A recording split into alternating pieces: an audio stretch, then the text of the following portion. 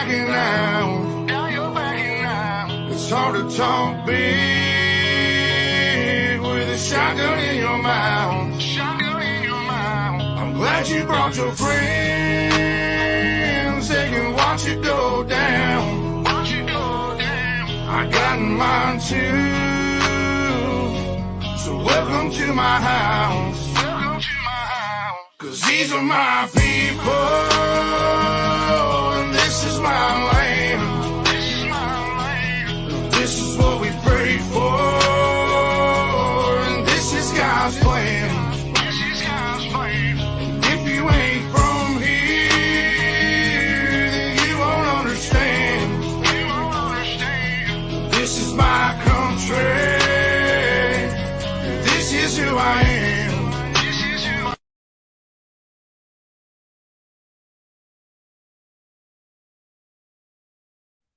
Hey, hey, TGIF.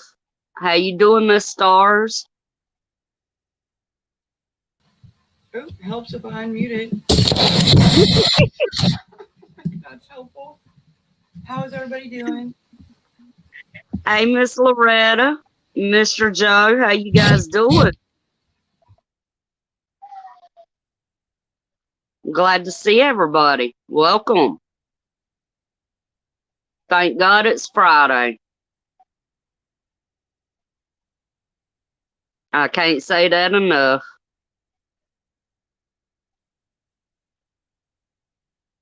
Yeah, but if it's just you there, Miss Loretta, nobody else can hear it, right?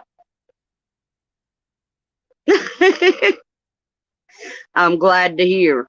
I'm glad everybody's doing good.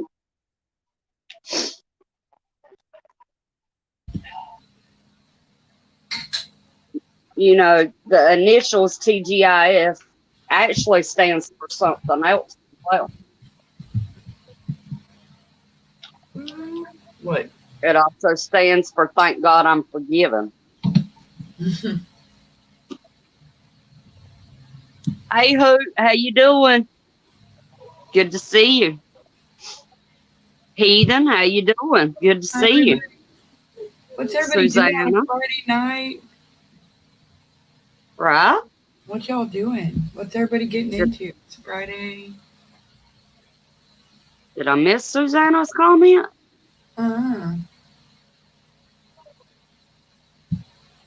Oh, Susanna, how you doing? There she is. Good to see everybody. You know, never let the world get you down. Never. But we're going to sit back tonight. We're going to chill. We're going to have a good time. And we're going to just shoot the shit. Right. What do you guys want to talk about? Oh, Susanna's eating Oreo cookies. I thought, that sounds good. Right. I should eat dinner first, though, but Oreos sound good. I'm going to eat leftover spaghetti. I don't know. I'm like, I know Chad's in there doing dinner, and I'm like, surprise me. So I have no idea. He's going to order something. Go get it. We don't have it delivered unless it's like pizza. Like, we don't do it. We just go get it. We're close to everything, though. Right.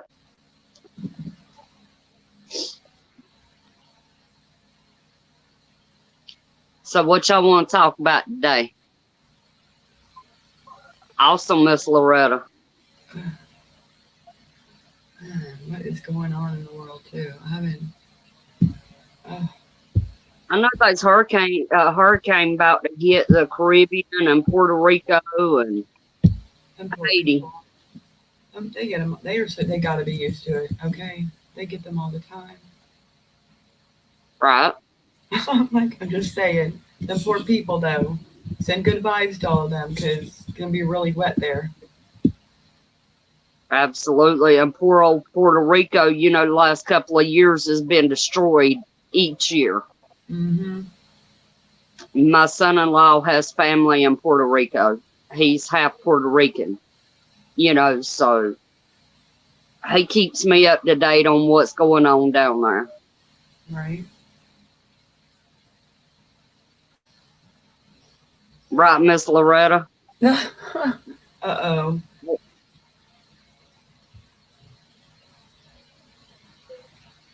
Hey, Andy, how are you? It's good to see you.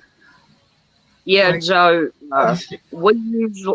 we usually have about one a year, at least.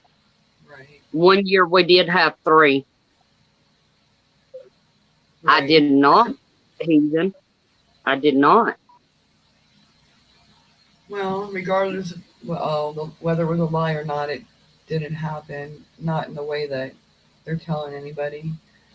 And the hurricanes, right? I'm in Ohio. We've never had one yet either. So you never know. We could have our first hurricane in the middle of the country this year. You never know. Right. Joe's in the Rockies. Right. It still wouldn't surprise me, Joe, if one ended up there. I'm just saying. We never know. Mm. I know Ryan Hall was talking about that one that's, about to hit Puerto Rico and all that. It might turn into a bigger hurricane than they're thinking. Right. But if you don't watch it, you don't know. And if you do watch it, then you would know that there have been several hurricanes and tropical storms out there, and they either just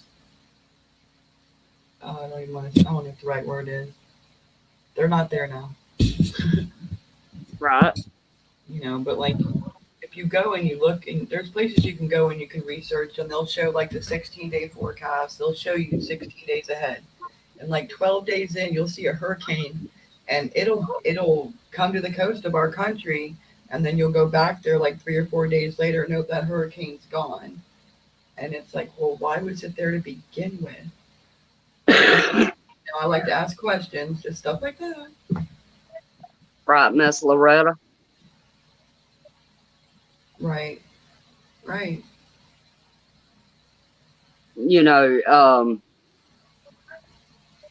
We've all talked about weather modification, or however you want to say that.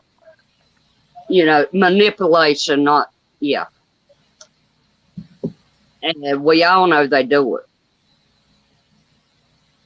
Good to see you, heathen. Right. That's no longer a conspiracy theory. You can actually go look it up, and now they'll scientifically tell you how they're doing it and what they're doing it for. So then it wouldn't be hard to imagine they might have been doing it all along, or in certain situations when it's needed. Right. They said originally the reason why they were doing that was to create rain in like very dry areas, in the breadbasket of the United States. Mm. But if they can manipulate rain, guess what? They can manipulate everything else as well.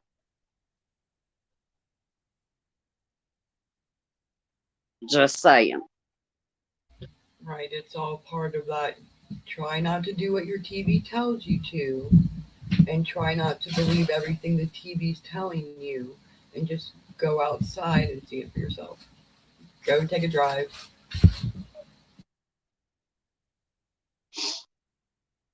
Oh, I hear you, Meanie. Absolutely.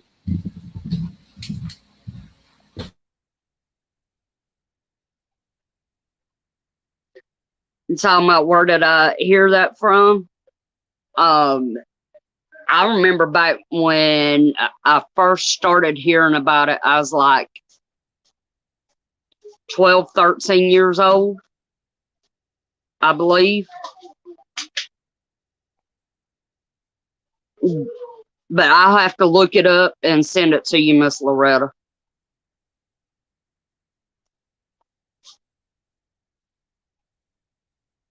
Oh, the breadbasket is like the Midwest Illinois, parts of Missouri, Nebraska, all right in those areas. And it's where they grow a lot of wheat and corn and stuff like that.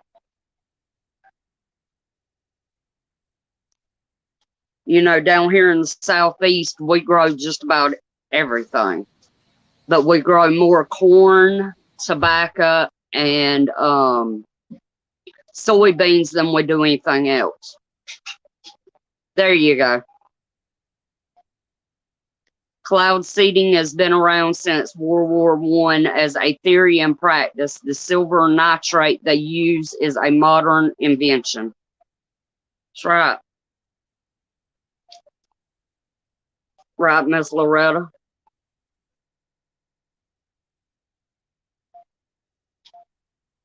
And if you think about it, the United States isn't the only nation in the world with this technology.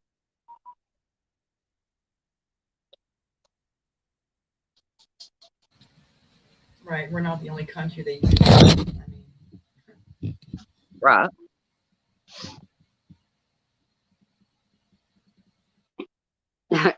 Right, Miss Loretta? Hey, Miss Susanna. Hello. How are you? I'm good. Good. must I be was, done eating your cookies. yeah, I just got done eating a couple of Oreos. I can't eat more than two. Right. It was thought that shelling on the battlefields caused rain, and to some degree it did. The dirt and particles weighed the water in the clouds down, causing the deep mud. I believe it. So here, What do you think about anyway, here anyway, weather modification has never been a secret. It was never a theory. It was never a conspiracy theory here. It was always on the news, and everybody knew, even back in the 70s, as I remember it. You know, that's what they did when the snow resorts didn't get enough. The ski resorts didn't get enough snow right? to extend the season or whatever. It wasn't until later in the 2000s when they stopped talking about it. Mm-hmm. For some odd reason. But then, that led other people to forget, and to people who didn't know about it to, then think that it was by then a conspiracy theory, which was weird because we all here anyway, we knew about it. It was constantly in the news. So it's interesting to get other people's take on it, and why it may have been the way, why it may have been put out to some people as a conspiracy theories, whereas others were told it was just Exactly. it was just common. It was just something that happened, so you were used to it. Like I said, it's almost like people have amnesia sometimes. Mm-hmm. And it's kind of strange to me, to sit here and watch that happen. Right. And Joe's right. He said, I don't give them that much credit because the same idiots that can't balance a checkbook can actually make me think that they can control weather predictably. The government are dishonest, but not clever. I don't know, because there are a lot of Dishonest. To be dishonest, you have to be clever. Strategically clever. And there are a lot of dishonest, clever people out there. Oh yeah. Um, uh, people do, yeah, we want to call them names, idiots, whatever. At the same time, they are idiots. But they wouldn't have gotten this far uh, just for no reason. Right. Right, because when you can no longer keep a narrative up, then it's over. And that would lead back to conspiracy theories and how they can't keep up with that narrative anymore, and that's why all this crap's coming out as well too, because they can't keep up with all their narratives anymore. Right. And Right. I think part of that is the internet. The internet became something that they didn't expect because in that respect they were Right, stupid. They didn't expect it to be a double-edged sword. right. That's no different than when I was younger. I had my own theories and thoughts about the weather, but then when the internet came around, awesome, I could look up stuff. But then when the radars all came out and all the different radars and apps and stuff and all the ways you can look at the weather came out, that was it. I mean, you do that for a weekend and you will see what I see. And so, but if it had not been for the internet, I would never have been able to see those radars and I wouldn't think like I do now.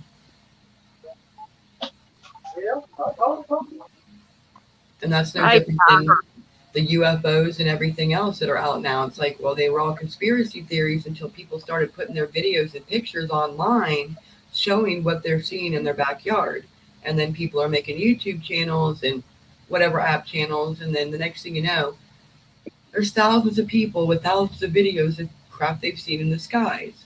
Well, how are they going to keep that narrative still going when everybody's debunking it right in front of your face? I think right. there are different things going on as well.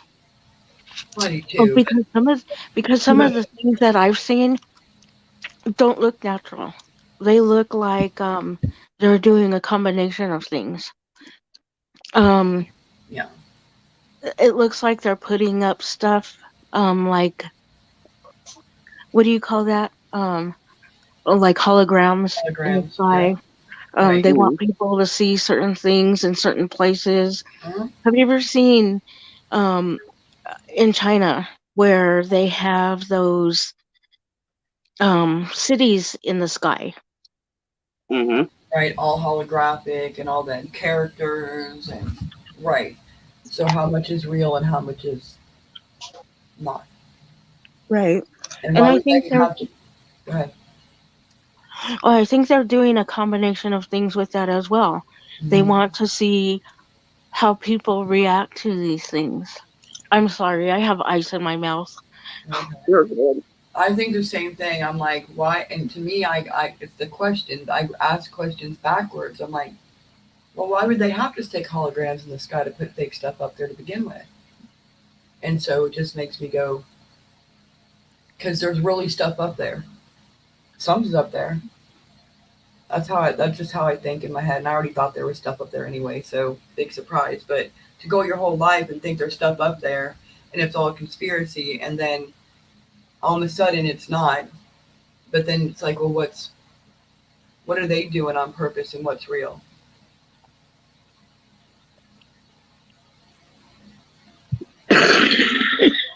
Right. And they never really like let anything out we didn't already know. Exactly. Whether it's true or not. They didn't let anything out we didn't already know. And hmm, Or they'd already made a movie about it or a book anyway, so you know what I mean? Like it was already out there. Right. But it was like, it wasn't true. It's a book or a movie. It's not real. Funny how a lot of that stuff's coming true now. I remember I was about 12, 13 years old.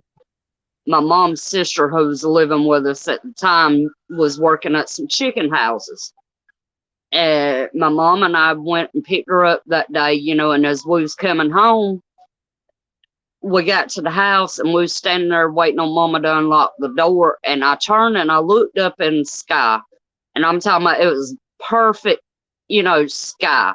The blue, the white clouds, and one of those clouds was a perfectly square rainbow. And it was only in that one cloud. That amazed me. Yeah. I've never seen anything like it, and I still haven't seen anything else like it to this day. Mm-hmm. And now here I am, 43 years old, and I still remember that. Yeah. I have pictures on my old cell phone of walking out my backyard and looking up, and there's like a halo around the sun, and it's rainbow. And I went and got my neighbor because I'm like, I want to make sure that I'm not imagining this because I've never seen that before. Well, this was like 2018 or 19, and over that summer, I got it twice. I also, and this is just my backyard, surrounded by trees, so I only can see like up and like over the trees a little bit, so I don't have like a big open area. So this is just my house, and I've got pictures of square clouds. I've got pictures of clouds that definitely look like you can tell exactly what it is, and it's like I didn't see that stuff. And it's more common now. It's way more common. And then if I go outside here, well, if I leave and I'm on an open area, I can look. You can see. Look at the clouds. Some are flat on the bottom. They look like they're sitting on something. They're not. There's no big fluffy all the way around. And then the other ones look normal. But when if you're looking at a distance, at least here, okay, I've seen this here, and I saw this in Mount Rushmore, where Mount Rushmore is, I can't think. I saw them there too when we went there, and but the clouds are flat on the bottom. Mm-hmm. Not normal. Just saying, I got tons of pictures. I'm like, okay, they're not supposed to be flat on the bottom. Right. Miss Loretta said they say the moon is a large spacecraft too. They say a lot of things about the moon. Uh-huh. They say that the moon harbors souls, that they're harvesting souls up there. They said there's a lot of stuff that's out there. Hey, cat lady. They say I'm a lot of listening, things about the Suzanne. sun as well. Yeah, there's so much stuff that's out there. They purposely put a lot of it out there to confuse us, Right. and so that Mm-hmm. we didn't know exactly what's happening. Because none of us really do. I mean, what I've seen in the sky as well was flying at rates of speed. Um, that I mean, I remember looking at this thing. My husband was driving at the time, and I remember looking at this thing like, wow, what is that? I mean, I didn't have really any other thoughts of, oh, that's a UFO or that's whatever. This thing was square, like you described. Wasn't Mm-hmm. square, it was more like a rectangle. And, you know, who sees So, flying rectangles in the sky? And then goes at a rate of speed that you think it's going to hit you, but then it stops at a certain point above you, hovers for almost a minute before it goes back into the sky so fast that it's gone, and then it just makes a big cross of light in the sky, and then it's gone. Nice. right. Hey, Oz. Hey, Fawn. And then this had to do also with a government car. Mm. which pretty much kept up with us the whole time. What's weird? What was weird about it?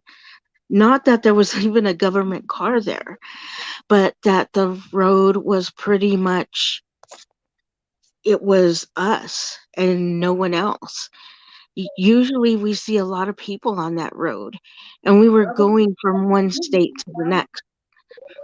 Mm. And this, this car goes off and just speeds off at a certain point when we get into the next state, right? So then just outside of Las Vegas, New Mexico, after we see this thing, we pass by this government car and he's closing his trunk.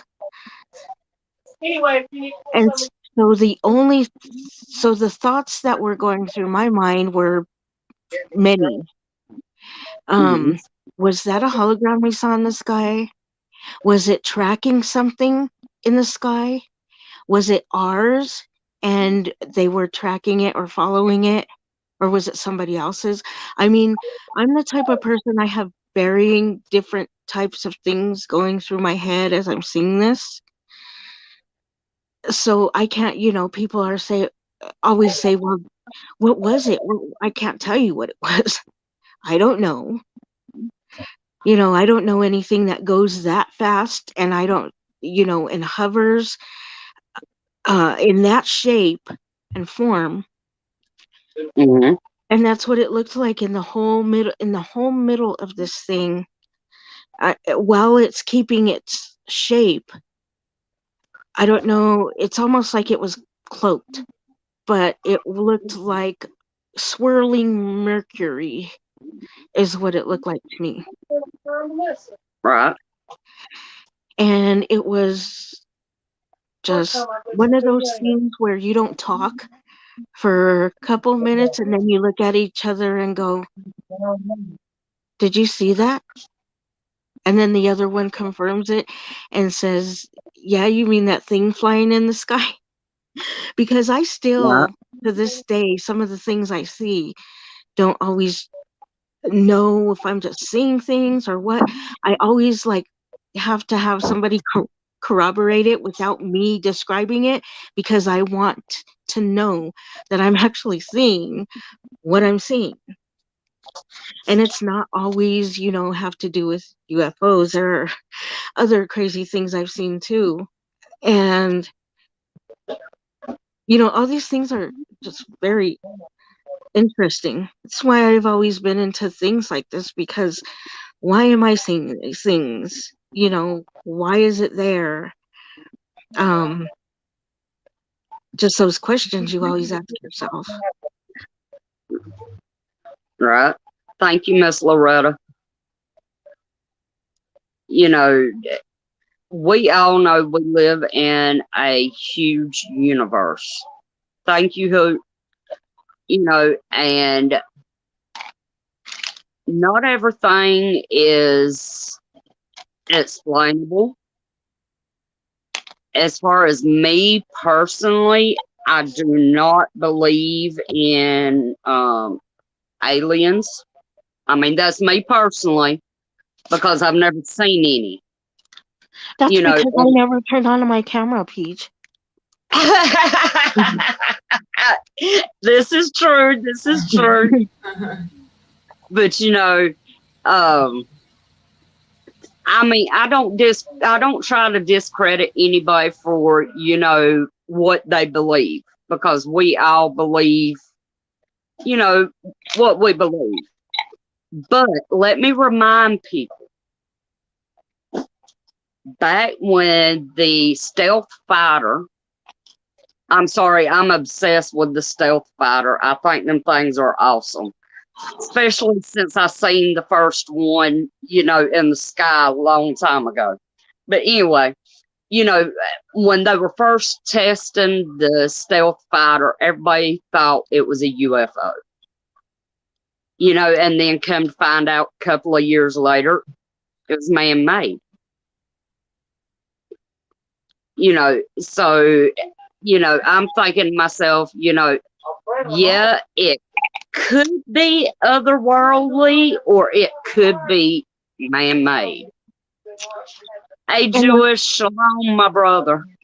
and I think that's the thing, and that was the question was, how do we know what is ours and what isn't? Right. How do we know what was Exactly. modeled after something else? You know, how do we know any of that? There are so many questions. It's like unbelievable. Absolutely. You know, some people are smarter than others. You know, we all have our own intelligence. You know, we're all unique individuals. Remember what was the name of that movie? Flight of the Navigator with Fred Savage. Yep. You know, think about that movie. Remember he was in the spaceship with the alien. You know, and I always thought that was cool. I wanted to be in that UFO, you know, whatnot. It wasn't because of Fred Savage. Don't get me wrong, wonderful actor, you know. But I liked the movie because of the little alien, you know, even though I don't believe in them. I mean, come on. I used to watch Alf. Need I say more? But it Hey, wasn't Fred Savage. he was from Melmac. Absolutely. I could have swore that was Fred Savage in that movie. But anyway, it was still a good movie.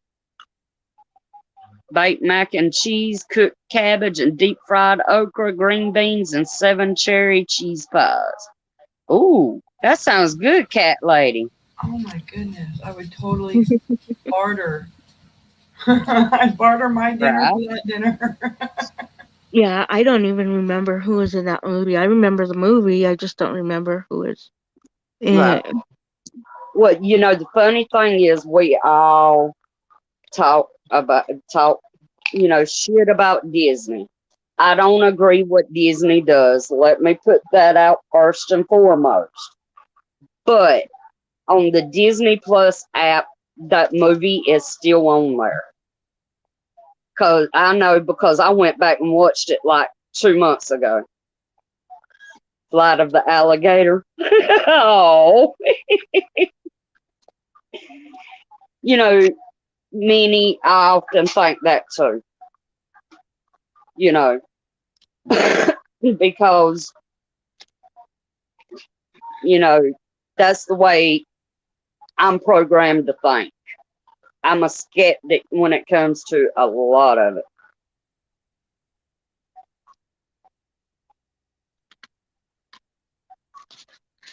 Yeah, I'm on BitChute a lot too.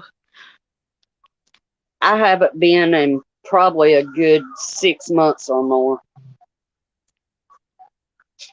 But it had got where it was same shit, different day. Yeah, pretty much.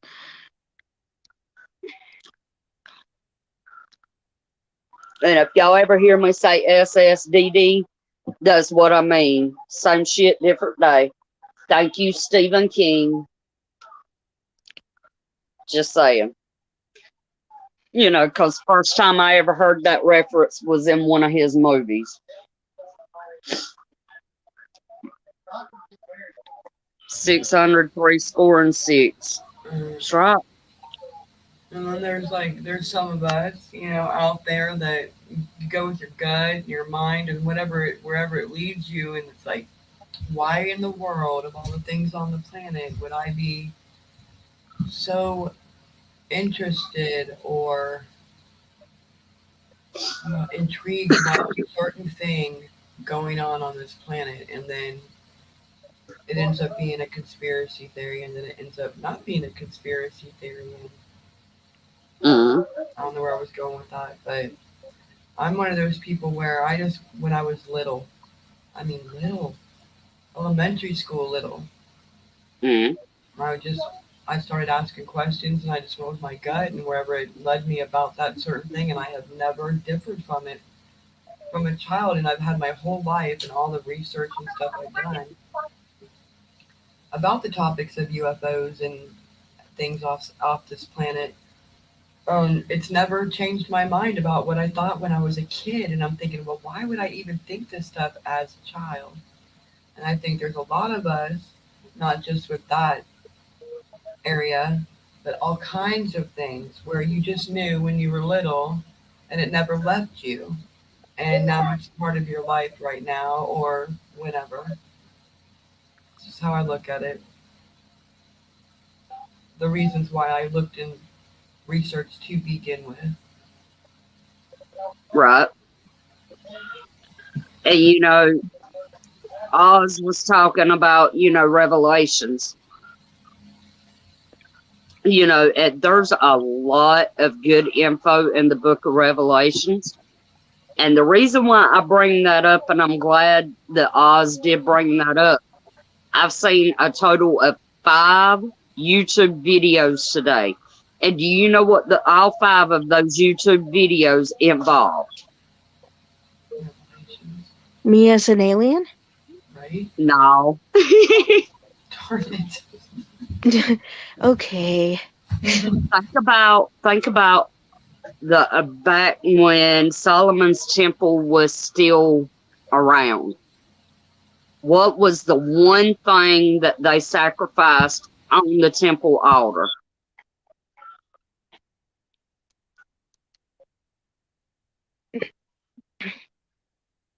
They sacrificed red heifers.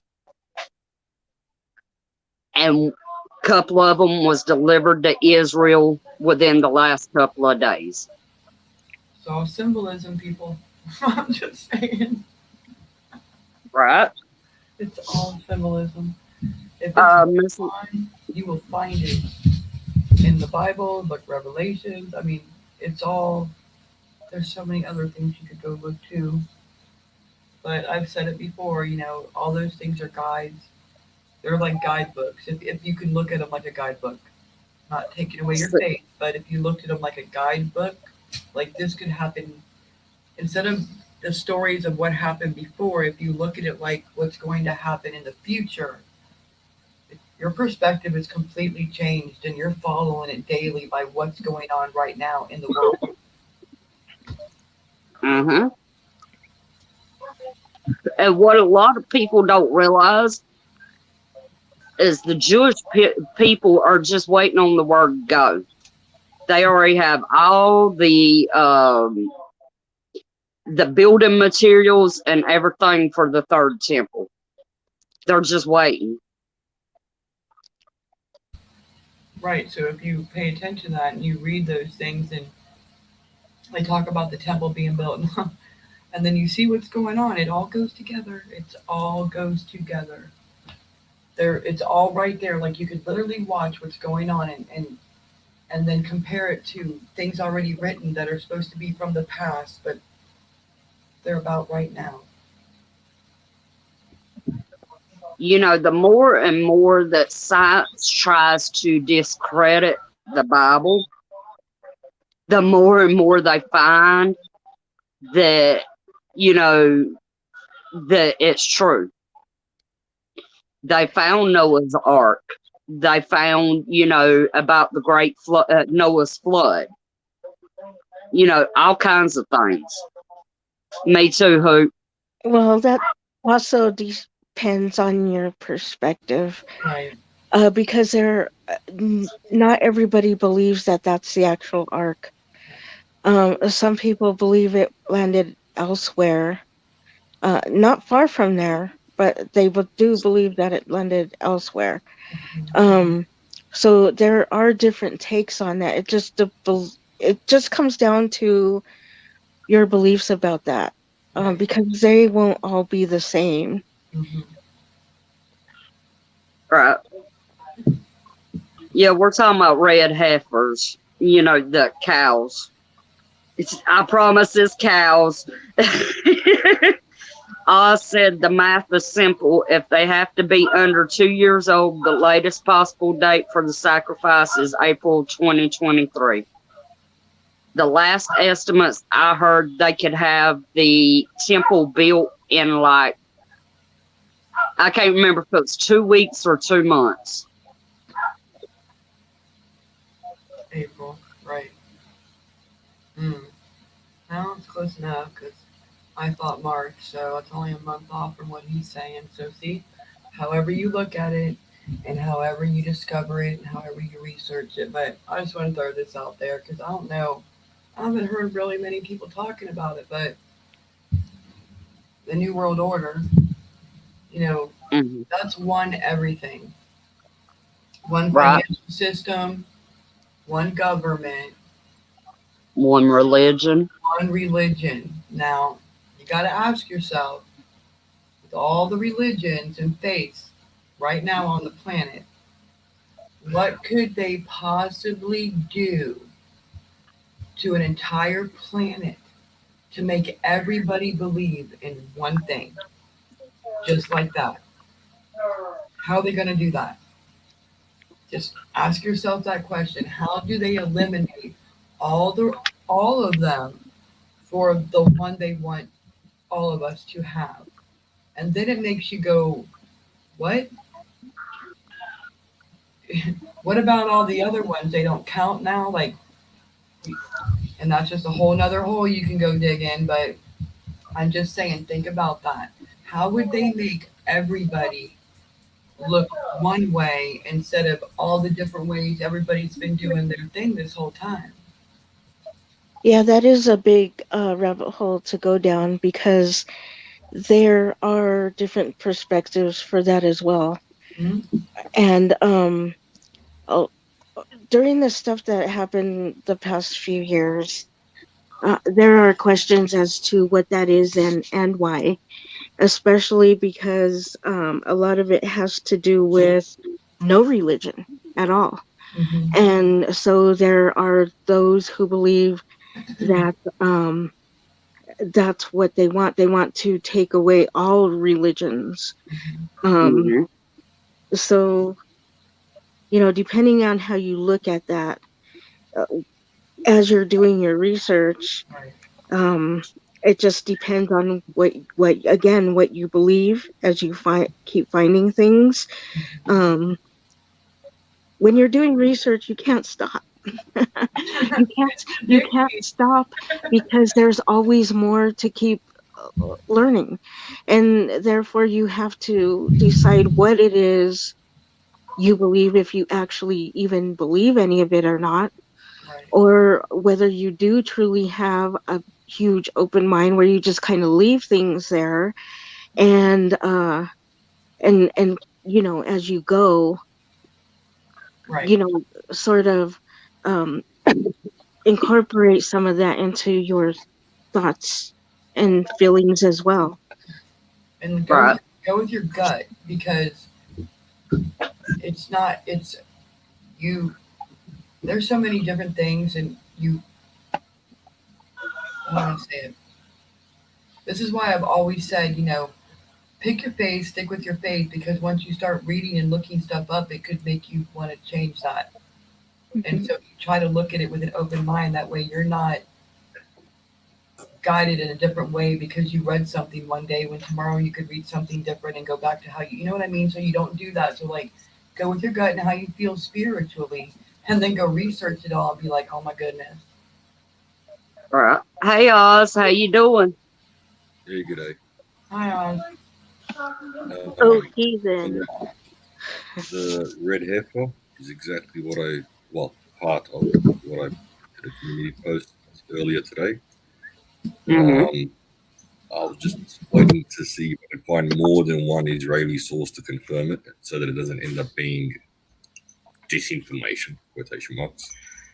Right. Right. And it is on on more than one of the Israeli news sources right now confirmed. And Mm-hmm. you already read out the maths side of things. When they inspected them last year in 2021 in Texas, they were about 5 months, roughly. Now, that's a figure that I've got out of the Israeli news sources from back then. Right. Don't quote me on that, because I can only relay what I read there. I can't relay something that, I don't know the facts. Whether they were 4 months old, 5 or 5.5, I honestly don't know. But if we go by 5, and it's just a rough guesstimate, that means that if these 5 were to be used, they have to be used for sacrifice no later than Aprilish next year. It's that Right. simple. Exactly. Right. And that's going by the quotation marks tradition that they have to be 2 years old, or less than 2 years old, should I say? And they have to. So it can be earlier. It can be earlier. Right, but it What you can't- mentioned about the temple being built, I think it's 30 to 90 days, depending on what source you go to. But that they have every single stone block ready to go. Yes, that has been mentioned and confirmed numerous times in various Israeli sources, especially the temple organization, third temple organization, whatever the right name is for that organization. Right, 3 seconds, I can't think of it.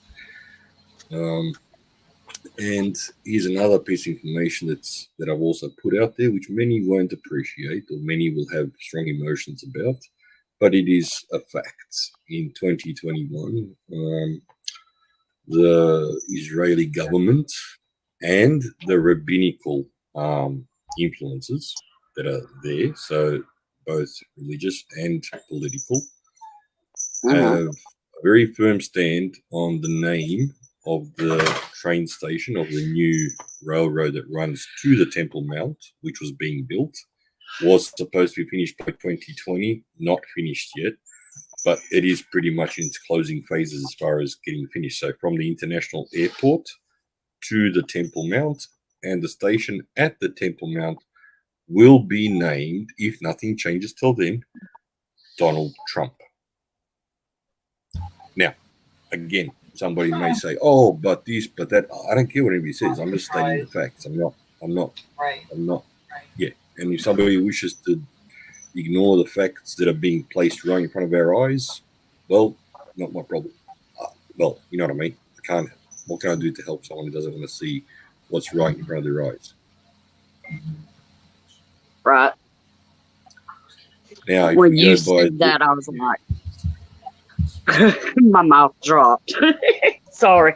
See, that doesn't surprise me because all of the stuff that I've looked up and researched, that man it's a big deal and he's a big symbol. And so is that. So is what we're talking about. What is it? The building that The temple. the temple, Mhm. the temple. Okay, so depending on where you go do your research and what you believe, they go together and it's huge. It's huge. Mhm. Well, the Bible talks about when the third temple is built and, are allowed to be built. Let me rephrase that. That actually begins the so-called 7 years of peace, between Israel and the world. Not 7 Which years. is, go ahead. Not 7 years. No, it's not 7 years. It's a fake peace that only lasts for a short time. Right. But there will be. It is a fake peace in that there will be no peace, but they'll be talking about peace and so on and so on. But Right. the peace treaty, if we look at the Abraham Accords, it all fits within that time frame. Now, depending where you want to. Okay, the Book of Daniel, 70 years. Okay, whether you use the Julian, no matter which calendar you use, right? 70 years is 70 years. I'm not going to worry about 5 days here or there. Why? Because the state of Israel was declared in May 1948. So whether we use 365 days or 360 days makes very little to no difference as far as our knowledge goes or our ability to understand the prophetic calendar. 70 years ends in 2018. On that date in May, I think it was 14 May, or a little earlier, maybe in 217-ish our calendar that we are familiar with the 365 days. Again, it's within that time frame. That's when the last 70 years for repentance is up for the 12 tribes of Israel. Dot. No questions asked. After that comes a time of troubles, birth pains as they call them, right? And if we looked at that was so that's 218.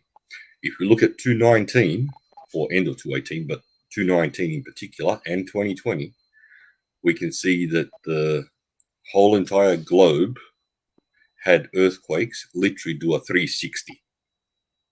And I'm talking about earthquakes all above 5 in places that haven't had earthquakes in decades or centuries.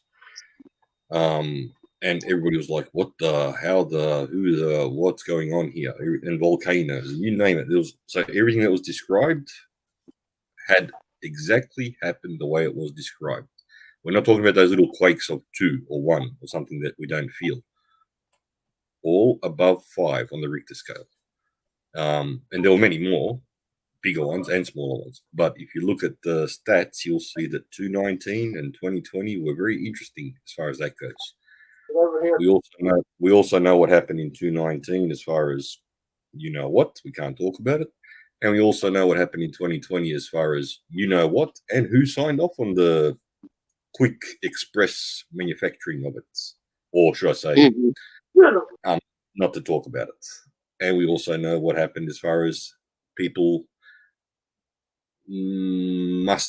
having the word must do it or else. Now, if we can go further into that and we put all the dates in, we can easily see that things are occurring that many who believe in some sort of miraculous rapture don't want to believe. They don't want to believe it. And I can understand it's a nice thought. It is a beautiful thought. But that's why I put a link to that one video there that's very, very detailed. And it reads what is understood or interpreted to be the rapture. As we know, the word rapture does not exist in the Bible, just like many other terms that we use within the religion, within the Christian religion, depending on what church we're talking about. But what was interpreted or misinterpreted or understood to be the rapture, as is often the case when people preach about it, when preachers preach about it, should I say, pastors, it could also very clearly, definitively be understood that the first cleaning up will be of those who have the mark of the beast. Not up to heaven, but in the blink of an eye, they're gone. I'm not saying that's the exact or the perfect or the right interpretation of the text, but just as easily as someone could understand it is in the blink of an eye, somebody coming down and fucking all the believers up. That's right. It can apply to all those who have the mark of the beast. Not to be saved. Not to be saved. Yeah, not to be saved, but to be gone. Hell. Eliminated. Hell-bound. Straight to hell. No questions asked. Now, Absolutely. again, I don't wish to undermine anybody's personal beliefs, and I don't wish to rock anybody's personal beliefs in Christ, because I'm not rocking the boat as far as Christ is concerned, nor his Father, nor the Holy Spirit. I am merely stating that we are not, I in particular, and many others out there, are not intelligent enough to be able to know what interpretation is right and what interpretation is wrong. And I don't wish to place my faith into any interpretation given by any man of this earth. Right. But it should be enough to know that there's several different ways to interpret stuff. That's the problem to begin with.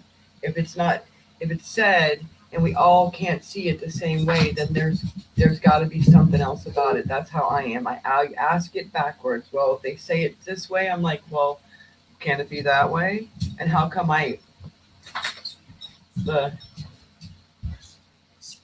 See,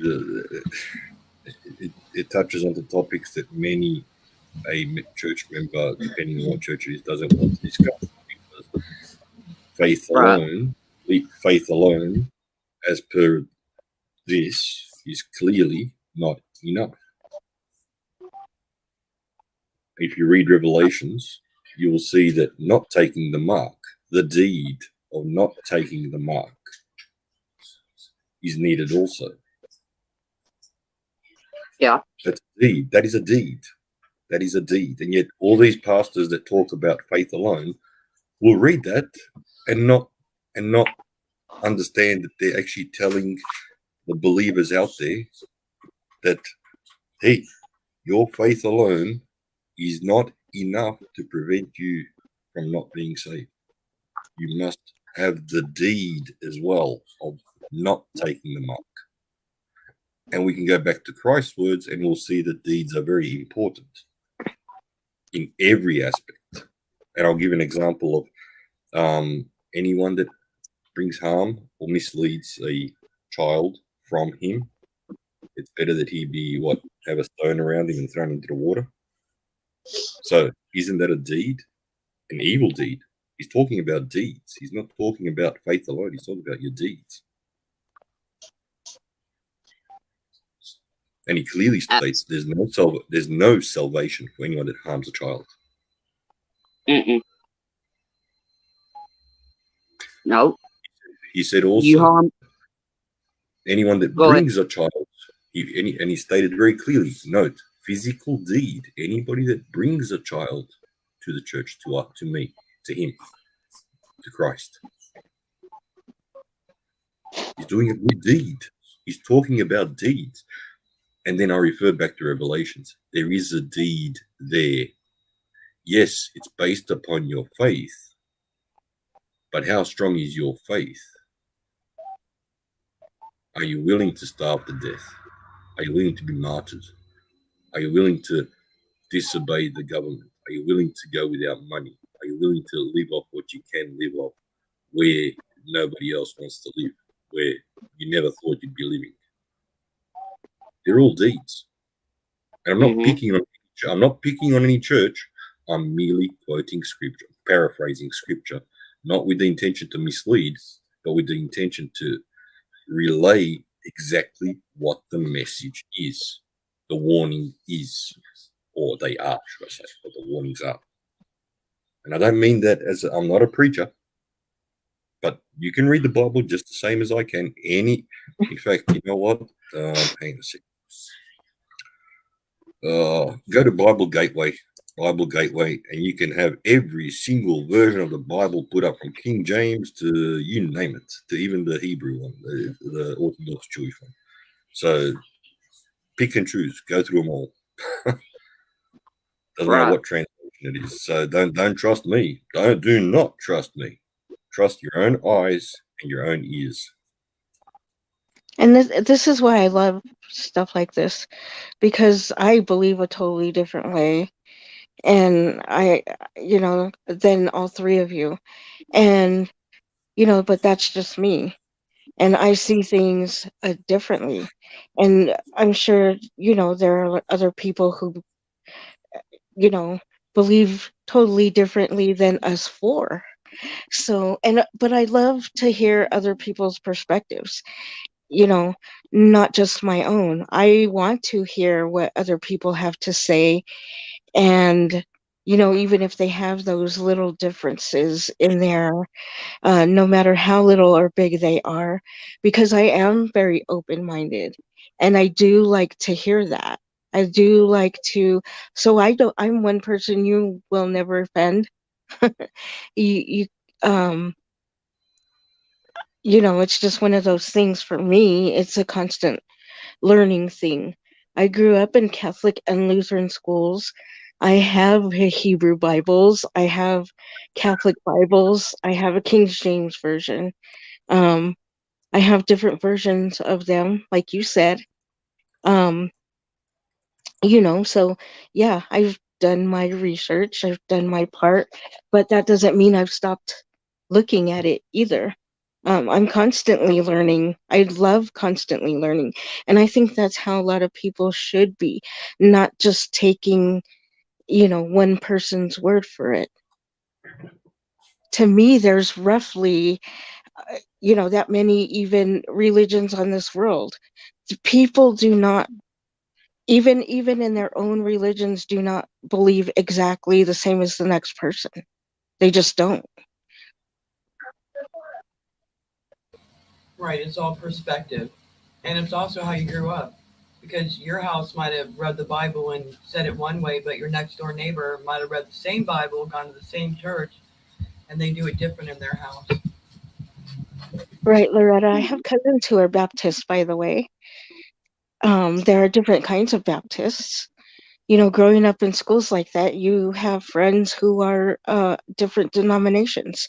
Some of my friends had fathers who were pastors of Methodist churches and other churches, And so you start, especially when you're that young and you get into it, because you realize that you go to your friends' houses, you start realizing the differences. You look at all the differences. Some are not that far off than others, even though they would like to believe so. Mhm. Cat lady, I call myself a back pew Baptist. I grew up in a missionary Baptist church. So we done, sent a lot of money to the missionaries, and stuff like that. We also have the Southern Baptist Association, like less than 10 minutes from my house. But that Southern Baptist Association, I do not agree with. They're a little too occultist for my taste, but I don't always live up to the Christ-like life I'm supposed to live up to, and I freely admit that. But y'all have heard me say it time and time again, only one perfect man ever walked the face of this planet. And I'm not perfect by any means, and I don't believe anyone else is either. And here's a question. Who Right. did he give the keys to the gates of heaven to? You have to go. You have to go through Christ. No. It's very clearly defined. Whom did he give the keys to the gates of heaven to? That's Jesus' words, his own words. He said to Peter. Right. If we're going to go sola scriptura, fine. We can go sola scriptura. I have no objection to that. But then I'll go one step further and say, fine. So Peter is defined. Some say Cephas, the stone, that it didn't mean what it meant, or that it meant something else, or that it was misunderstood or misinterpreted, and so on. Fine, we won't touch on that. We'll go literally with the words of Jesus Christ and say, who did he give the keys of the gates of heaven to? To Peter. Peter. Mm-hmm. Correct. So does that not single out Peter? Yes. Are we not living in a day and age today, in the 21st century, where there is only one remaining apostolic church that needs to be destroyed?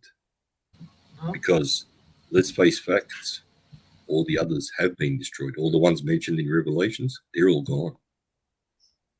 We only have one of the apostolic churches. That's the church in Rome. I've discussed this many a time and said that is the only one that the Freemasons, all the satanic cult leaders, wish to destroy. As far as Protestants go, and I'll say Protestants, I've been asked many a time, but doesn't it say this in the Catholic, this, and doesn't it say, I said, it says a lot of things. You have to read it. You obviously haven't read it if you're asking me, or you're just cherry picking little bits and pieces and trying to twist them around. Let's go one step further. Let's reverse that role. What were the Protestants protesting about? Who was Luther? He was kicked out of the church. Literally. What about the other Protestants? Calvinism, this, that, you name it. Which two Protestant churches agree upon anything? None of them. We have thousands of Protestant churches out there, and the only thing they're protesting about is what? The last remaining apostolic church out there. Right. The hatred that Luther expressed. Now, no prophet, no holy man of this earth, nowhere within sola scriptura had hatred in his heart, or preached hatred, or spoke hatred. Yet Luther and every other Protestant leader church spoke nothing but hatred against fellow believers from the church that he himself came out of. Hmm. I'm sorry, but let's just reverse the roles. Show me when someone says, okay, fine, you're picking on something that the Catholic Church, their church in Rome, teaches or understands or interprets one way or another. I'm not saying it's right or wrong, but what Protestant church and how does your Protestant church interpret that same thing? And what about all the other Protestant churches out there? How do they interpret that thing? Can we find two Protestants from two different churches, from two different sects, from two different breakaway groups from the Catholic Church, or breakaways from Luther, or breakaways from Calvin, or breakaways from that third lunatic that was out there, who all spoke what? And you know what? I'm going to pick on Luther himself, and any Protestant out there, doesn't matter what denomination, can check this up if they're sincere and honest. His exact words for stating faith alone and changing the words of the Bible, himself. His justification was that, who are they to tell me how I should not interpret, but he should translate the Bible? And, note, and I so wish it, so shall be. He put himself in the position of God. Because the Holy Bible is God's word, not Luther's word, nor Luther's will, nor Luther's wish. If anybody's offended, fine. So be it. Too bad, so sad. Throw a set of, you know what, and start looking it up and facing reality. And again, has evil infiltrated, the Church of Rome? Most definitely, yes. No doubt about it. Right. No doubt about it. There is no doubt about that. In Look my at the evil opinion, that have come from the last apostolic church that still has very good teachers and some very evil ones. And some very evil ones, to be mild about it. right. Oh yeah, they're And, fighting about it. They're fighting about it right now. There are factions of the Catholic Church that do not like the Pope. They don't want him there. Well, this is, again, if we look at, sorry to interrupt, but this is the only time that we have two living popes, and many are charismatic, in fact, saints or people who had messages relayed via them were given something along the lines of St. John and many other what were declared saints or so on. Some of them stated very clearly that the end times shall occur when we have two popes. And one of them is the Black Pope, not talking about his skin color, which many people like to misinterpret. We currently have two you're good. popes. Likewise, Vatican II, the Council, 1960s, the decade in which we had 666, whether inverted or not, twice, 1966 and 1969. It was the beginning of what? The New Age, the new era. And let's go one step further. If all these, how can I put this? If the world was, if these politicians and the world was sincerely atheist and not satanic, why would they be constantly trying to disprove the existence of God? Why would they all be members of satanic cults like the Freemasons or satanic organizations which have witchcraft and satanic rituals and rules and so on, whether it be whatever name or organization out there. Why are they all Satanists? Why do they declare Satan as their God, their Almighty? And why do all of the branches of government and science and so constantly deny or try to disprove the existence of God? That is their one and only sole mission. Since when? Since they separated from the church. And it was allowed by whom? By the church in Rome. Right. And why do we believers accept that type of behavior or disrespect? Absolutely.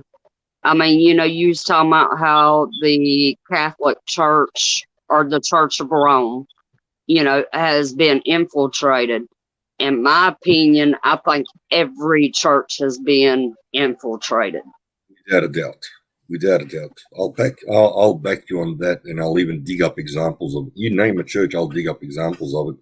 Not just hearsay, but confirmed Freemasons within that church. Right. And, we talk about, the Freemasons. They've infiltrated our government. That's been known since JFK's days. The Bushes, Freemasons. Clinton, Freemason. There's been, countless others. Just about any branch of our government is infiltrated. And just like the churches, like you said, the Baptist has been infiltrated, the Methodist, the Catholic Church, the holiness churches, all of them.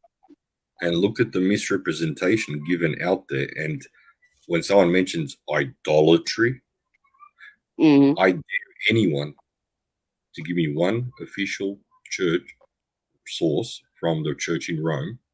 Here's a challenge. An official source, not a book written up by somebody who hates the church or loves the church.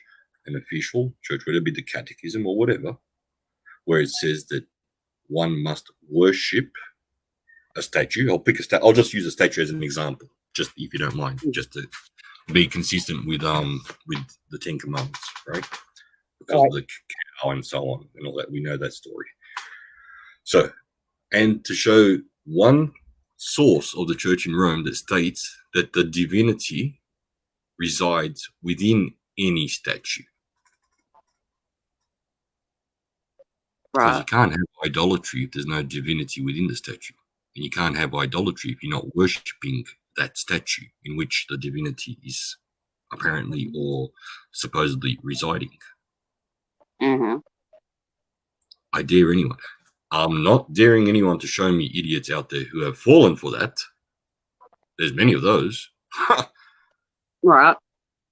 Fools, literally fools who have fallen for that. But that doesn't mean that the church teaches it or approves it, or anywhere in the history of the church has it ever been stated that that can be done.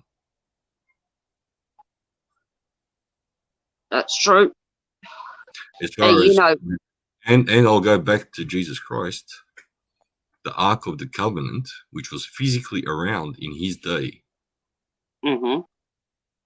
Does that not have statues on it? Angels? Yep. Did the temple not have many a symbol resembling strength or resembling this or resembling that? Was anybody worshipping the temple? Was anybody worshipping the angels upon the ark upon which God resided on? No. Did anybody believe that God was in those statues? No. Did anybody believe that that God was in the tablets themselves? No. That was the throne where God would sit and speak with Moses. And that's very crystal clear, no matter how anyone wishes to interpret it. That's very crystal clear, whether we go sola scriptura or whether we go via interpretation, or whether we go via tradition, or whether we go, St. John himself, okay, and I'm going to pick on us Gentiles. Our saint, St. John, wasn't he Gentiles? And what did he say? He said, when in doubt, turn to tradition. That's paraphrasing it, basically. What tradition? The tradition of the first believers, of the apostles. And then we have to go to Acts. If we go to Acts, then we'll see that there's a lot more there than what any sorry about that.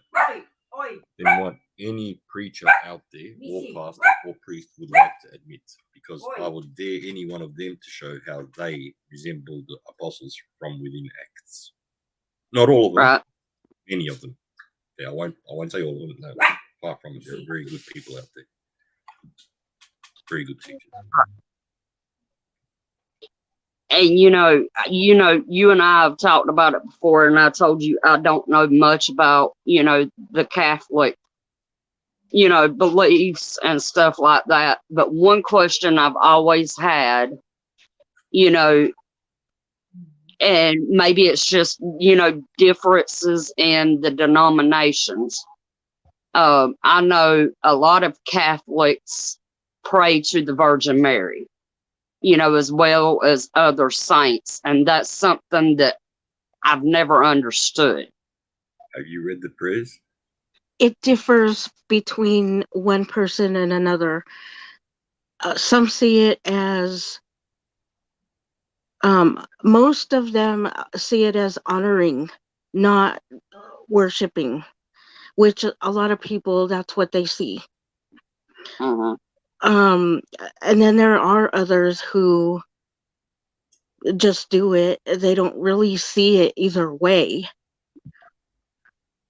Right. Like I said, there are so many varying differences, even between one from another, and how they think, whether you're in it or not. That's always going to be there. So nobody can really tell you a straight answer, because there are those differences.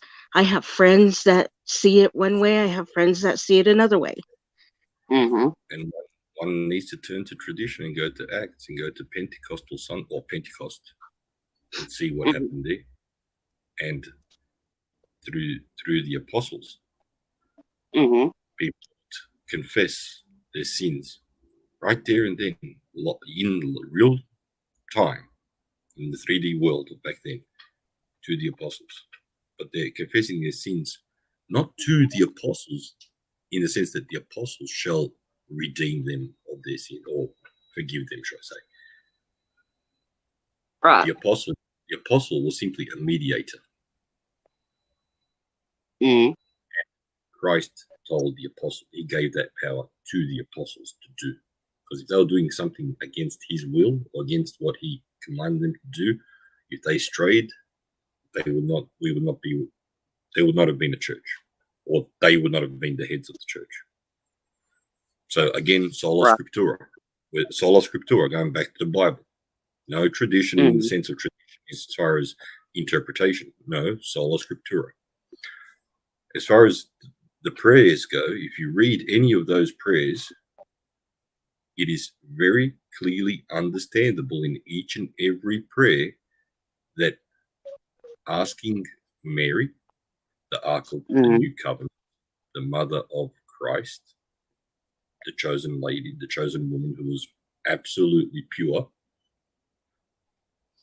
to pray to Jesus.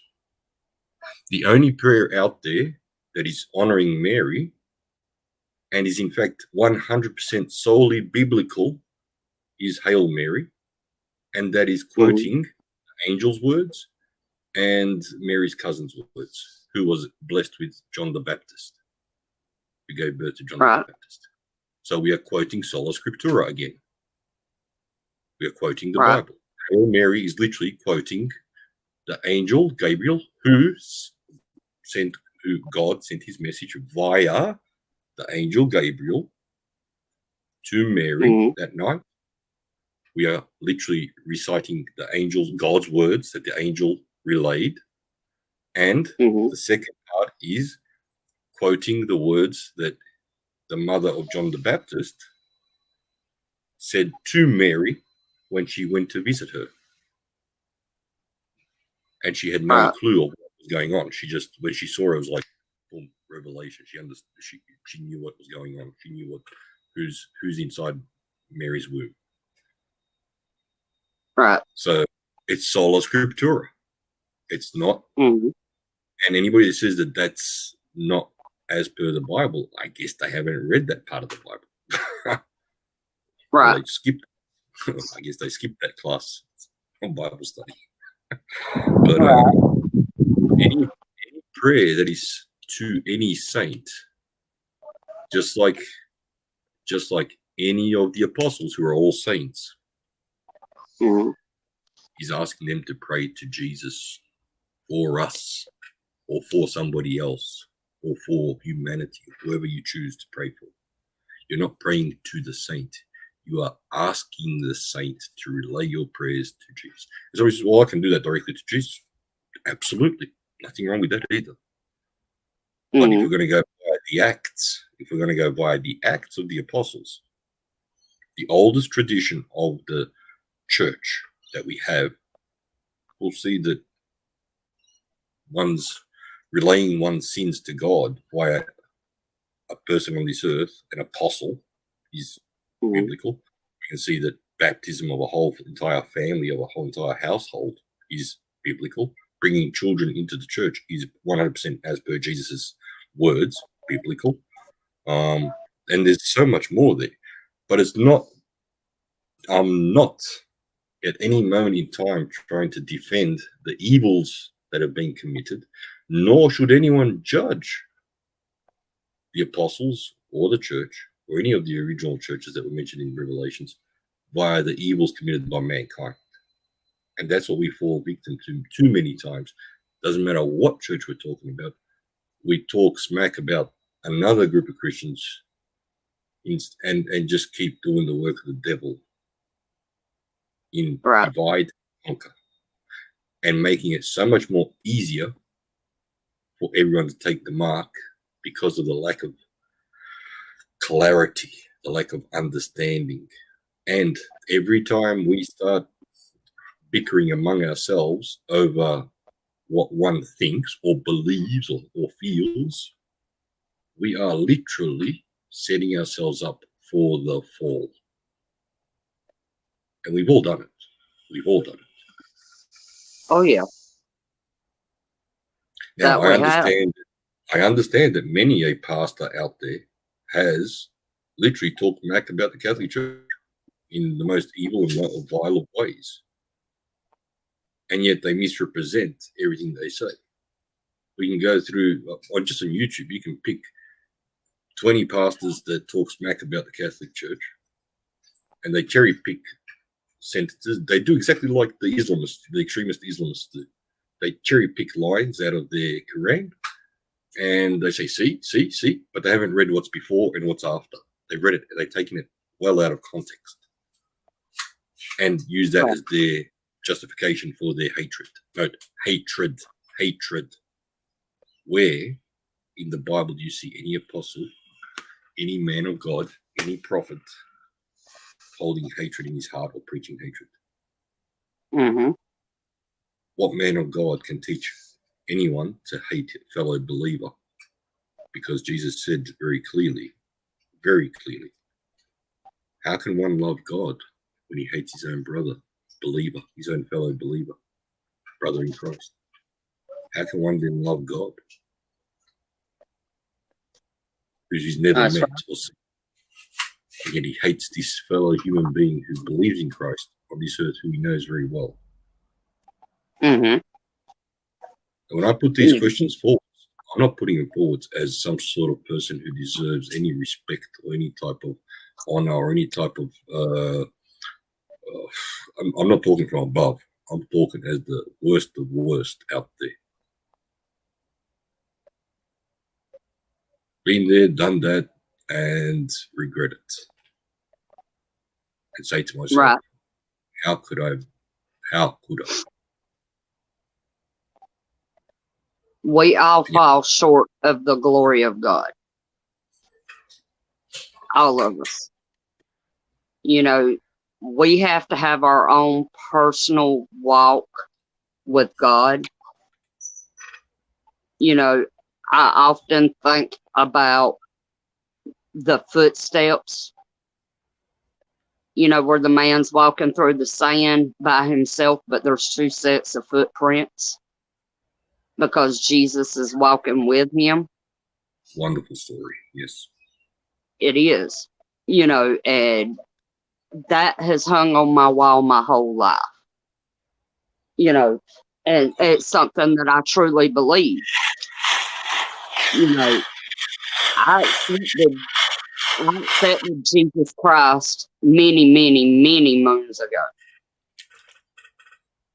you know, and my uncle, who is what we call a layman's preacher, you know, he never went to school for it or nothing like that, but God called him to the pulpit, you know, and he and I, even though, you know, we were both raised Baptist, we don't see eye to eye on everything, you know, but as my elder, you know, I try to respect him. He and I don't see eye to eye on a lot of things. In the last 6 years, he's become a Democrat. You know, and I don't hate on Democrats, you know, but it is what it is. You know, so we all basically have to make our own choices and our own decisions. You know, No, so going back I to don't. sola scriptura, I'll defend you and your relative there. Sola scriptura. We are all believers have the job of preaching the word or spreading the good news.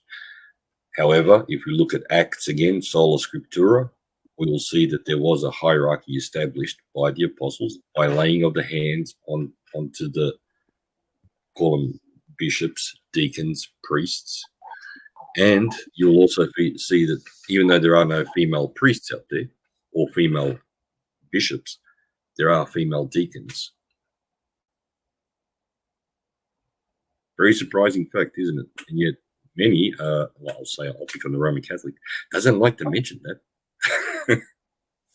Right. I mean, you know, one thing that I've often thought about, you know, we were discussing the different religions, you know, of the world. And if you think about it, you know, each different sect, you know, it's a hierarchy, you know, just like the Christian sect. You know, we have God, we have Jesus, we have, you know, Virgin Mary, we have, and on down, you know, angels and the apostles and everything else. Well, most other religions, you know, they have God, you know, and so on and so forth, all the way down. You know, and I often go ahead. Comparing, don't get me wrong. Okay, Buddha said he's not a god. Okay, so he's not a god. Dot. Whatever, and so on. I'm not going to go into the details, but Buddha himself said he's not a god. So there is no god. That's ungodliness. There is no god there. Okay, so we can't compare a religion that is theistic and a religion that is not theistic, meaning ungodly, non-godly. There is no god. Then we can go to, for example, Hinduism, where they actually believe that the divinity is within the statue itself. Mm-hmm. So no comparison there either, is there? They're worshipping statues, man-made things, while Christians don't. If we go to Islam, I'm not even going to touch on that one. Just read the Quran. Don't read it if you know what's good for you, but if you're going to read it, you'll see that it's the exact opposite. Allah, when compared to the Satan of the Holy Bible, one and the same. by virtues, by everything. It's written Right. black and white. So it's not a hearsay. It's not my opinion. It is written in their book. It's written in our book. And if you compare the two, he's the one and the same as this dude. It's the one and the same. They got the same everything. He's like, that's him. There's no doubt about it. Not to go into the other details of that cult. So what religions can we compare with each other? This is true too. I mean, you know, I have friends who are from India. You know, my former boss man and his wife. You know, so I've learned, you know, some things through them, and at the motel that they partly own and they manage at the same time. You walk into the lobby, you see, you know, you see the praying hands, you see the Holy Bible, you see stuff from like Jewish, you know, beliefs, the Buddhist, you know, they got the little Buddha sitting up there, you know, all kinds of religious artifacts, you know, representing religions from all over the world, you know, but they don't believe in Buddha. Their religion starts with a C. I can't even think of it. I want to say it. Yeah, it's a C. But, you know, and they're some of the most down-to-earth, loving people I've ever seen. But they worship the sun. Hey, John, you know, and that's something that, you know, it's pagan. Yeah, it's pagan. You know, so I'm thinking to myself, you know, that's your belief. I'm not going to knock it. You know, but also when I get on one of my religious, you know, rants, you know, they stand there and they listen to me, you know, because I have told them my beliefs, you know, shared some of my understanding of the Holy Bible to them, you know, and they stand there, they listen to me, they respect me for it, you know, just like I respect them with their religious beliefs. Because I told them one day, because it was weighing heavy on my heart, and they were standing there talking to me, and I told them, I said, I believe I'm being led to share, you know, my religious views and beliefs with y'all, you know, and we sat there for about 2 hours discussing, you know, and the woman told me, she said, you know, I see your views, you know, that's also how you were raised, you know, and then they shared, you know, their views with me, you know, so with them, it's a respect thing when someone sits down and offers their views with them, you know, so my point in that, you know, I have friends, you know, of various religious beliefs. My very best friend in this world is an atheist. She don't believe in God. She, you know, respects my beliefs, and 9 times out of 10, she don't want to talk about it until we both had a little bit too much to drink. But, you know, and one night she stumped me. She really did. She brought up Lilith. I'm sitting there, I'm thinking to myself, wait a minute. You know, I actually had to go back and look. I told her, I said, you know, give me a couple of days. You know, let me go back and do my research. And, you know, when I found it, you know, she and I sat down, we were both sober, you know, and we discussed it. But a lot of hers is to do with grief. You know, she lost her parents, you know, at different times for different reasons. And she still holds that resentment towards God for it. Understood, and many a disbeliever, many an atheist, or many a person who rejects God has trauma from their past, which they find as a reason to reject God, to blame Right. God. or to hold God responsible for the evils that they, or the pain that they incurred through their lifetime. But if they see, again, it's an individual journey. You can't force someone to believe. That's the difference. Right. And unlike most other religions or sects or cults or whatever you wish to call them, I don't care, Christianity does not force anyone to accept God. It's up to each and every individual to accept God. Mm-hmm. Exactly. Do we practice that? No. Right. Hey, you know, that's always been one of my sayings when I first started this channel. You know, I told everybody, I believe in God.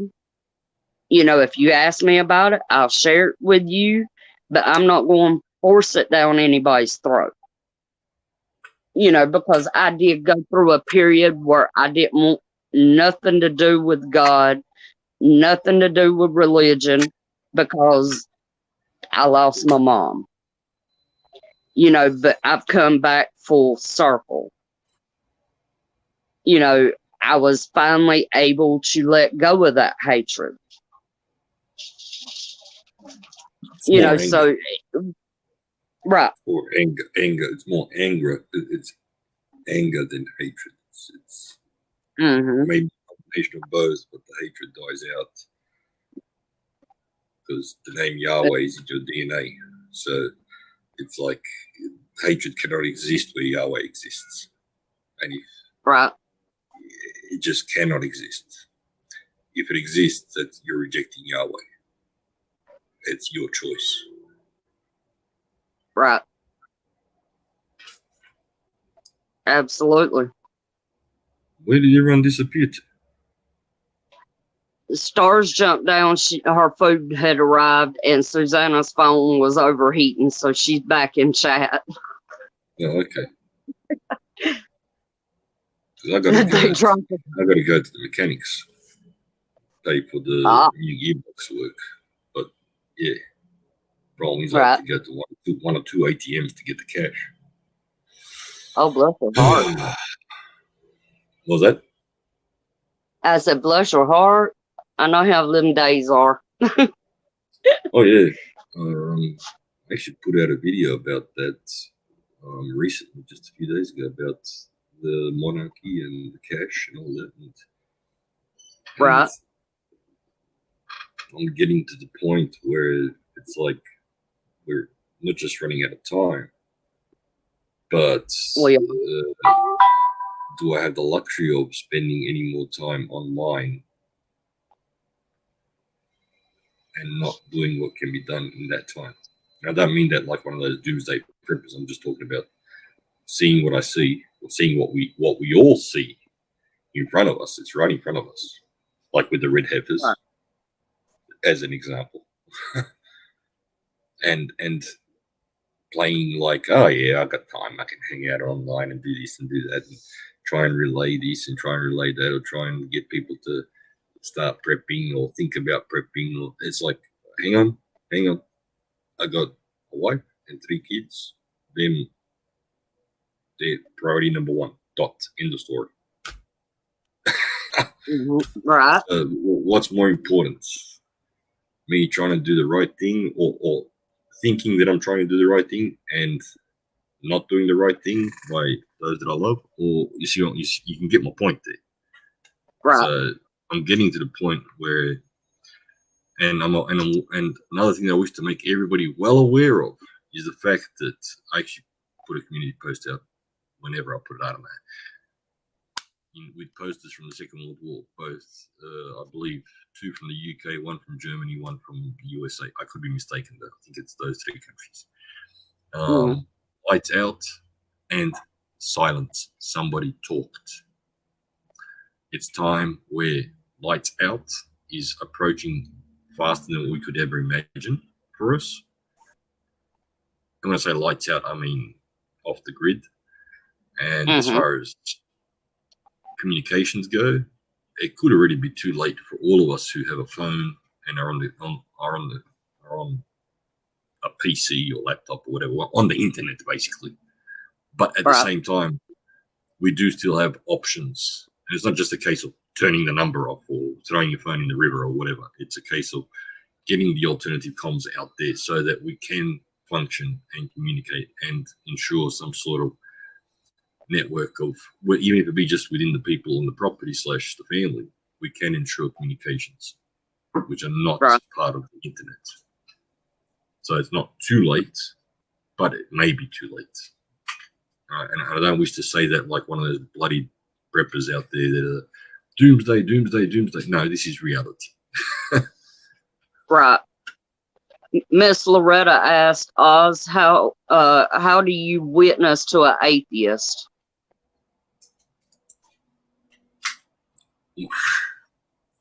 I've tried, and they just refuse. I'm not talented enough in that field. I've tried. I've tried to refer them to the evidence, the scientific evidence that's out there. That's becoming more and more evident. There's an excellent new information about DNA, where the code within the DNA confirms that it was coded, that it didn't happen by chance, and the DNA studies being done now lead to 6 people / basically the people, the mothers of Noah's Ark, because DNA so far, the technology was done in a way that went by the mother. But if you go by the father, you will see also, oh, hang on a second, it's back to the Noah's Ark story. And when I say story, I don't mean story like fairy tale. I mean story like in the historical event relayed via oral tradition. So that was the word story once upon a time. Now it means something totally different. It means Shrek and the princess or whatever. I don't know. And so on and so on, if you get my point. But at the same time, they refuse to view the evidence from any other angle except from a millions of years old Earth. They refuse to accept anything that isn't mainstream or accepted by the majority of those who just happen to be atheists. And unfortunately, I've also had thrown in my face that there are some pastors out there who tried to combine non-biblical theories with Bible history, with Bible story, so to say. And it's hard to, it's just, they always look for arguments not to believe. They refuse to be objective enough to say, okay, well, it is possible. I don't personally, like if any one of them came across to me with the attitude of, this is possible, I'd have to look more into it, but I'm inclined more to accept the general view that's accepted by the majority of these or those or whatever. I'd be so happy to hear that, because that means that they're willing to look into it. They just refuse to do it. The ones that I came across, and that's just disheartening. So yeah, frustrating to say the least. Absolutely. Yeah, I'm so here to tell you. Go ahead. I answered the question the best I can based on the experiences that I've had to date. And it just shows that I'm a failure when it comes to speaking with people who literally refuse to even consider the possibility. I'm not a good preacher. I can talk with fellow believers, regardless what denomination we may be. But when it comes to atheists and those who just shut the door and refuse, look, it's their choice, their path, their life.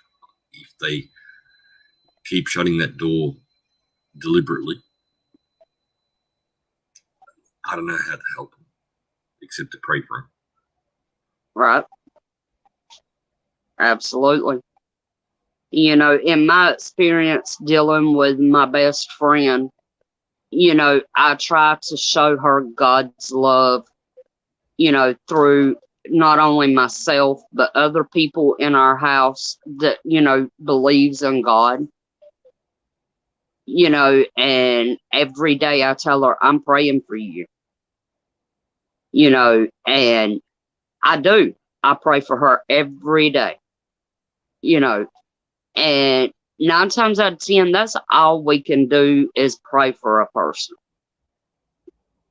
You know, I believe in the power of prayer. Correct. I started going to church at the age of 4 years old. And it was, you know, neighborhood women and their family that, you know, would pick all the neighborhood kids up, you know, and take us to church. Sometimes it took 2-3 times, you know, carloads to get all the kids to the church in the community. And my parents didn't go to church, but every Sunday morning, Sunday night, and Wednesday night, I would stand up in church and ask the congregation, please pray for my mama and my daddy to come to church. It took 10 years, but eventually we got them in that church. They both were saved. They were both baptized. And till my mama's dying day, you know, she was a believer in God. And my dad's still a believer in God. You know, he is now a deacon at his church, you know, and when the preacher has to be out because he goes on vacation or he's sick or whatever, he'll ask my daddy to step up into the pulpit and preach a sermon. And my dad's like me, he does not do public speaking very well. You know, and I reckon my advantage there is I can hide behind my avatar. You know, where you're in a church, there is no hiding. I'd like to add on to that comment from Hutel. That is so true. And yet at the same time, all those atheists, they believe in man-made theories. They choose to believe in theories. That's the sad part. Absolutely. Yet they don't, when you present it to them like that, they get offended. Mm-hmm. At least the ones that I tried to speak with. And I didn't say it in a way that would offend them. I said, so what do you believe? I don't believe in anything. Well, you believe the earth is how old? Oh, millions of years old. Okay, fine. So you believe in that. Well, that's proven. Okay. Have you looked at the evidence and you show them, you know, the same evidence, but looked at from a different perspective? It's like, oh, no. It's like they refuse. They just refuse. So they do believe. They believe in anything and anything that isn't God. It's Right. their choice. And, you know, to hear people talk about the Big Bang Theory, all I can do is sit back and laugh. Oh, that's been disproven now by their own scientists. The technology has disproven it. What the telescope? Oh, you just gave me flashback. Recently in the world of science, recently, the tech that's out there with the telescopes and out in outer space and all that, with the galaxies out there and so on and so on. Mm-hmm. The Big Bang is not physically possible by any theory or any possible means, and they're running around like headless chooks, as we'd say in Australia, headless chicken, trying to find ways to back it again, but they just can't. They're like, oh, it's like we're in a spot of bother here. We have to think of another theory to back a theory that's now disproven by the technology that we sent out there. Why the hell did we send that bloody thing out there? Right. Right. And, you know, I've seen some of the images, you know, being sent back by that satellite. And they're beautiful. They're amazing. You know, and I remember, you know, back seeing pictures from the Hubble telescope. You know, and I'm like, wow. And now you see all the new technology, you know, and it's like, how can you look at this beautiful universe or this beautiful planet and not realize that there's a higher being, as some people wants to call it? I call him God. you know, make this, Well, you know, because, let's go to DNA. Let's go to DNA. It is a right, scientific fact. It is a scientifically proven fact, as per modern day science, right? Knowledge, mhm, what the Latin word science mhm, should mean, that there is no randomly produced code that isn't gibberish. Our right, DNA, which defines everything, not just ours, but all DNA, defines everything from the very onset of the moment the two cells join together, defines mhm, everything. And the coding is so precise, or so, it's so complicated as per our abilities, that no computer can, no AI can copy it exactly. They can modify this, modify that, and every time they modify it, they screw it up.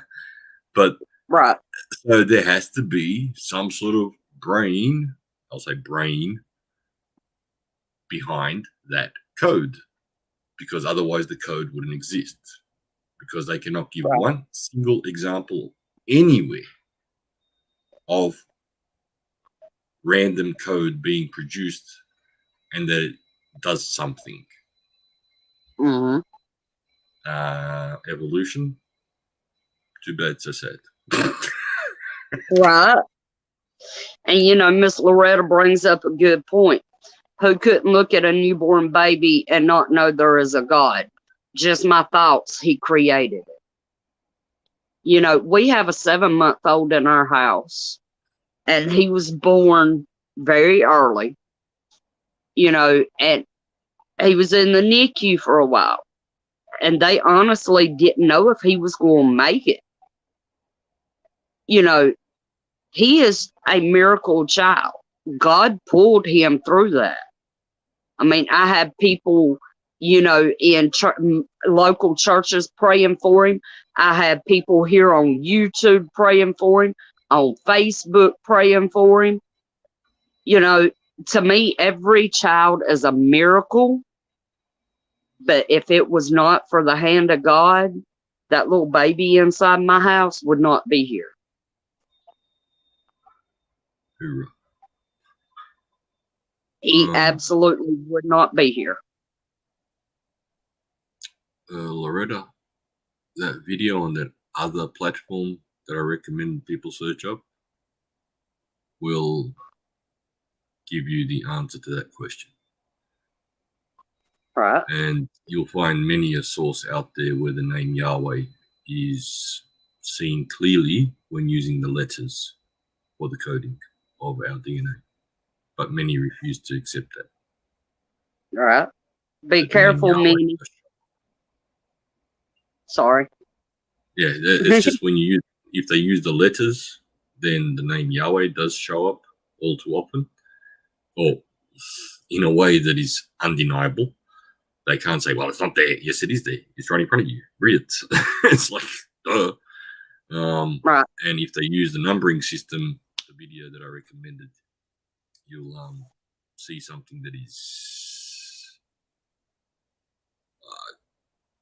yeah, no words to describe Right. it. There we go. Everyone will Right. see it and think about it in their own way and either choose to look further into it or not. Yeah. Anyway, I got to go pay the mechanic. I don't want to be rude, but You're good. I know you got to go. yeah, I jumped in on the topic that's dear to my heart. As far as aliens and all that other stuff, have fun. Like, I won't go into that. They're just little demons in Right. my mind, but then again, I could be wrong. I don't know. Yeah. Right. And anytime you want, right, anytime you want to come up and discuss this, you always welcome. You always welcome up on my panel anytime, Oz. And anybody that maybe got upset for me throwing the ball back into the court of Protestant churches out there, don't get angry. I don't get angry when people throw the ball into my end of the court. And I was baptized into Christ Church and yes, it was in the Apostolic Church, the Church of Rome, one of the local parishes. But that doesn't mean that I'm a cult member. That doesn't mean that I approve of any of the evils that have been committed by men hiding behind Christ's name. Right. I don't want anyone to think that I hate any fellow believer in Christ simply because they were brought up to believe in one interpretation and some of us were brought up to believe in a different interpretation. And I'm not saying either one is right or wrong. Love is right. Hatred is wrong. That's all I will say. But has there been a lot of evil all around? Yes, there has. I don't want anybody to misinterpret my words as an attack. But hey, I've had stones thrown at me, so to say. Well, how about some of the others out there start answering some questions rather than me always answering, or Catholics answering. Why do Catholics always have to be the one answering cherry-picked questions? Why can't the multi-thousands of Protestant churches out there answer the very basic questions? You never get an answer out of them. It's just like talking to a bloody Muslim. You never get an answer out of them. It's always, I think, I feel, we this, we that, oh, but this, oh, but that. Hang on a second. Give me an answer, straight out answer. Show me. Read it to me. Tell me. Not cherry-picked. Read before and after. Tell me the whole context of the quote you're giving me. I never get it. Right. Always get opinions and feelings. And yet we're talking soul, and yet we're talking Protestant churches. Sola Scriptura. All right, let's go. Sola Scriptura. Let's stick by your rules. I'll play by that game. Let's go. I don't mind. Right. Absolutely. I don't mind. Yeah, It's the Holy Bible. It's the Word of God. By all means, I'll stick to it. Absolutely. I'll swear by it. So yeah, anyway, I wish everyone, and I do have to go take care of that because I was supposed to do it yesterday, but yesterday we had some issues, and today I got to do it. I promised him that I'll come today. Right. And he's only working for 1 more hour, and he called me to tell me that problem. All right. Well, take care, Oz, and be careful. You all stay safe and prep up, and yeah, God bless. Out. God bless you, brother.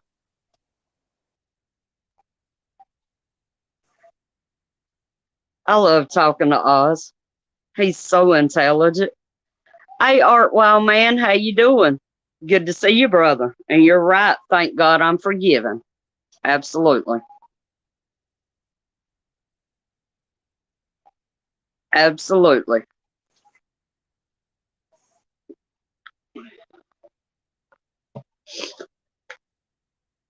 Right, Miss Loretta?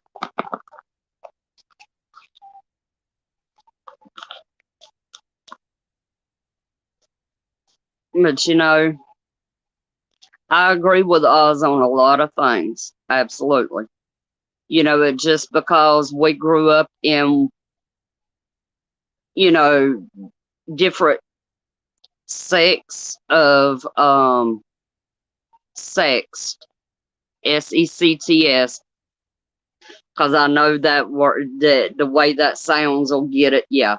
But anyway, of Christianity, we can still appreciate everybody else's perspective. I don't have any hate against any of the other denominations. I never have and I never will.